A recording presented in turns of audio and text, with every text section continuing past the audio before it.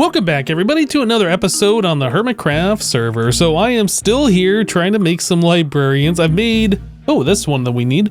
I made some pretty good progress so far on villagers today, and I've made some progress on villagers earlier since last episode. But yeah, since I've been on this group of villagers, I've gotten projectile protection 4, protection 4, quick charge 3, punch 2, fortune 3, respiration 3, loyalty 3, piercing 4, and frostwalker 2. And I believe those are the best of these enchantments, which is fantastic. So I just bought off this guy, frostwalker 2, and that's the best frostwalker that you can get. So I'm just gonna place that there, I guess. I'm just gonna send our villager on the way over.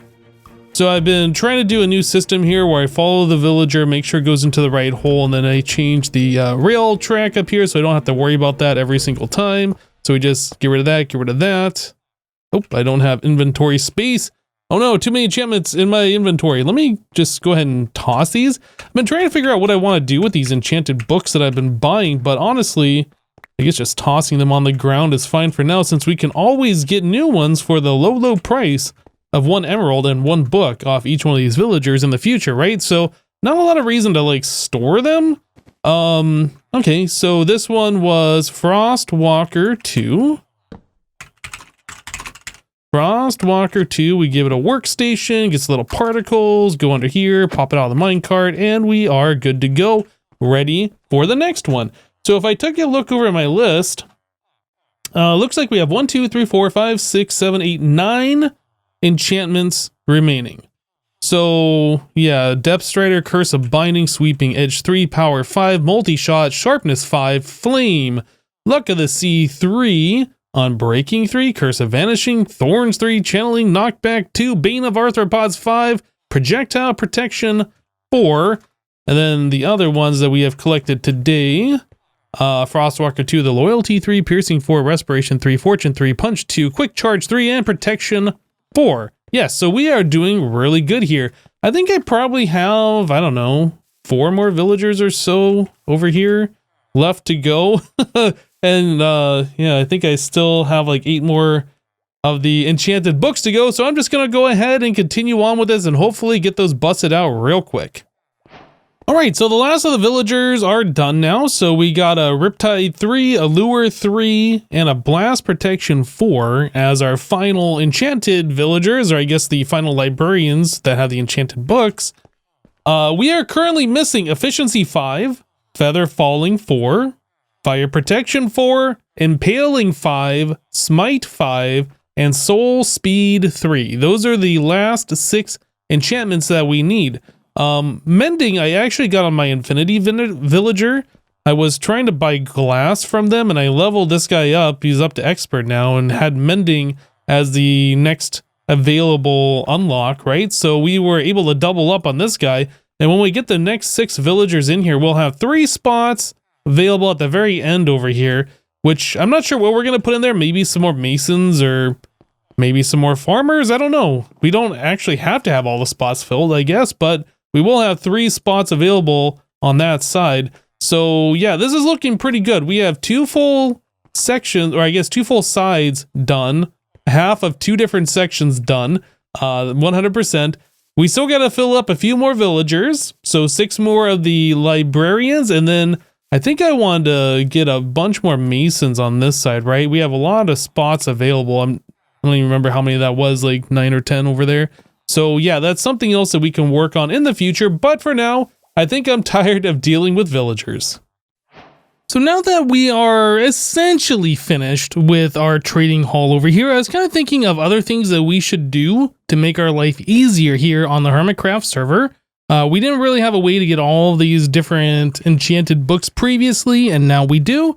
So I was trying to think of other things that we don't have access to that we probably should. One of the things that kind of stood out to me is Kelp Farm. Kelp Farm, you can smelt into dried kelp and then turn the dried kelp into dried kelp blocks, right? And then with the dried kelp blocks, you can use that essentially as free fuel. Yeah, so kelp can automatically just grow. You can harvest it with pistons automatically, and then smelt it automatically.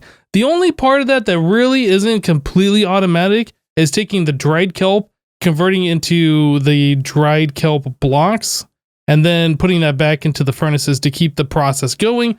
But, you know, aside from that, like most of it, the collection of all of the kelp and smelting it can be automated, and I think that's going to be pretty cool. I think we'll go ahead and throw that here in the center, this big open area that I was kind of like contemplating what we're going to do here. Yeah, you guys had some good ideas, like we could put a fountain or something like that here, but I feel like if we take up this space with another building and like kind of make it not as open, it'll look better overall. So I think that's what we're going to do. So I think, well, like when we built this building over here, I originally just built the shell of it and then there was nothing on the inside, and then we built the inside later. I think we're going to do the opposite. Oh no, Jevin fell from a high place. Rip. That sucks. Yeah, I think what we're going to do is we're going to build the actual structure of the kelp farm, and then we'll build the facade around it a little bit later. So yeah, an automated concrete maker, that's probably something that we should look at in the future. Now, I do remember that Tango said that I had the ability to use his, but there was a catch. I needed to ask him how to use it. I don't even know where it is or how to use it, and he's not around at the moment. So here we are once again, placing and breaking concrete manually. Hopefully this will be one of the last times that we have to do this, or at least have to do it this much. Yeah, so I am doing that amount here in my inventory, this shulker, and yeah, that's gonna be it. So hopefully we'll have about 2 shulkers worth of white concrete by the time I'm done here. Alright guys, so all of the concrete has been solidified and mined. Took a number on the pick, but you know, it's fine. I think I have all the materials here that I need for our kelp farm, except for a little bit of packed ice. I need about a stack of that, and I don't have any. I was just looking at our ice supply, and we have about a stack or a little over a stack of regular ice, but yeah, that's not going to get us to where we need to be. We need the packed ice. So off to the shopping district we go. Alright, so the packed ice is just 1 diamond per stack. Easy, let's go. Cool, so that's all done. So here in the shopping district, I've heard that there is like some strange happenings going on around here somewhere. Just kind of looking around trying to find out where this something is. I guess I'll keep looking and see if I can find it. Aha, here we go. What is this thing? This is like the button version 2 or something. What the heck is this? Okay, that's weird. Give us your name. Give us your name. HCBBS. Why is that in such weird text? What is that? Oh, when the countdown ends, it begins? Oh, the countdown's already about 1/3 of the way done. What does this say? Change is coming. Give us your name. HCBBS. What does HCBBS mean? What is that? Insert name be a part of change. What the heck? What is this one? Okay. So these messages are just repeating themselves. So obviously HCBBS is an important thing, but what does HCBBS mean? And give us your name. Man, this thing must have crash landed. Holy cow. Oh, still hot around here. What is... Insert name be a part of change. Chest. Rename and insert into chest. Give us your name. I'm not sure if I want to give this thing my name or not. I need to figure out what this is first of all. This is so weird. HCBBS. HCBBS. Give us your name. Give us your name. Insert name. Insert be a part of change. Part of change. When the countdown ends. It begins. It begins. It begins. Who is us? Who is us? Who is us? What if nobody puts their name in? What happens if you put someone else's name in? What happens if you don't put your name in? Why the strange text? What does it mean? What does it mean? Does HCBBS stand for something? Why does it want our names? What exactly happens when the countdown ends? Does HCBBS stand against something? What change is coming? Who could have done this? So many questions. So little answers. Think. There has to be a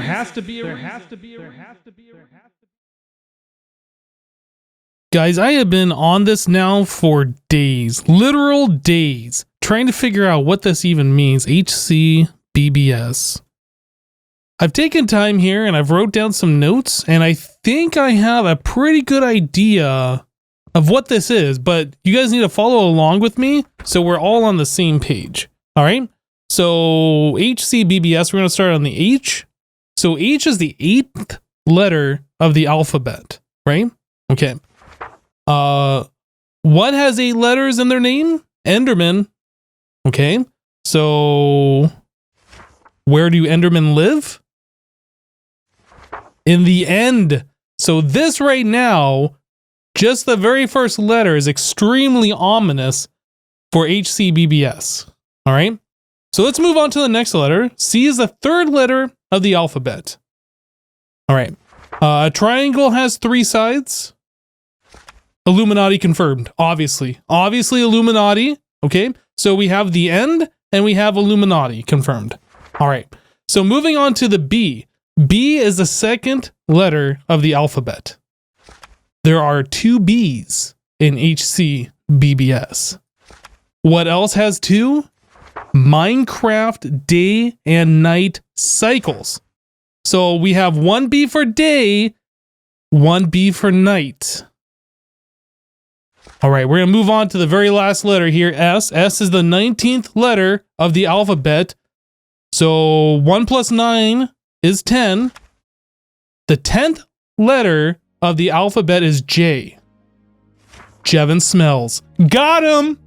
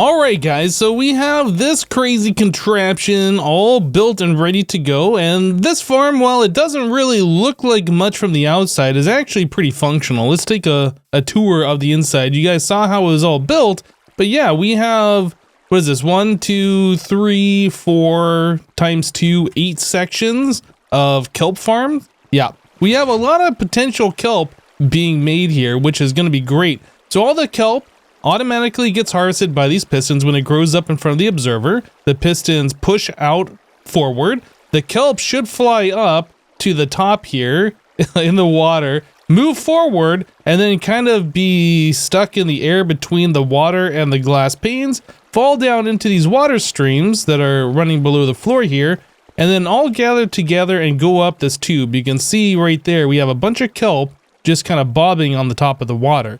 So obviously with this farm, we don't have a collection area, and this farm isn't quite done yet. This is just where we are. Well, I mean, I guess the farm portion is done, but this project isn't done yet.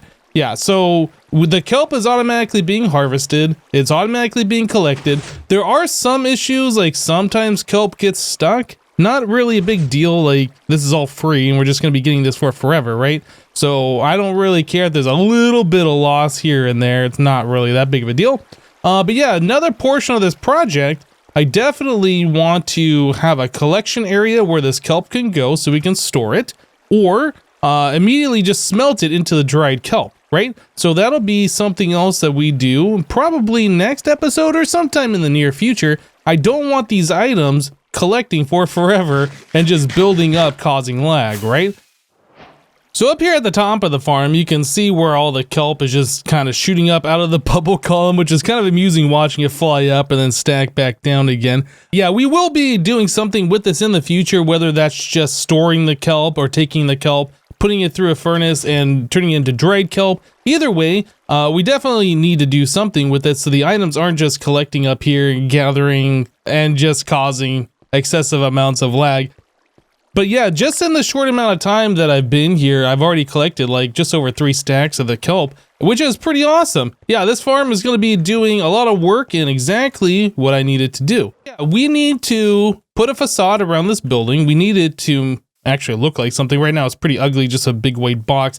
So we'll probably do something like we did with our trading hall over here, just kind of wrap some kind of a frame around it so it looks like a proper building. And then once we get that done, I would like to actually try and do something like make a road or a street or something over here. I do plan on expanding out further.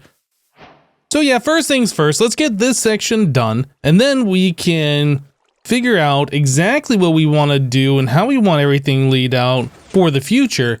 That way we can expand this out and set up our other farms and other buildings and make this look like a proper area, not something that was just kind of randomly thrown together. This is all kind of random right now. I mean, I did put some thought into where these 2 buildings were, and then yeah, this building is in the center because there's just way too much space between them. But yeah, once we start putting paths and roads and stuff in here, it's definitely going to give it a more unified look. And then we can start actually doing a little bit of better planning for where the rest of the buildings will go. So I don't remember if I had mentioned this before. I probably have at least once. But yeah, our boardwalk area that we made previously was kind of just a standalone thing, right? Doesn't really serve a purpose. It was just a fun little creative build. Not everybody's favorite project, but I had a lot of fun planning and designing and actually building something that I haven't really done for a long time in Minecraft, especially in vanilla.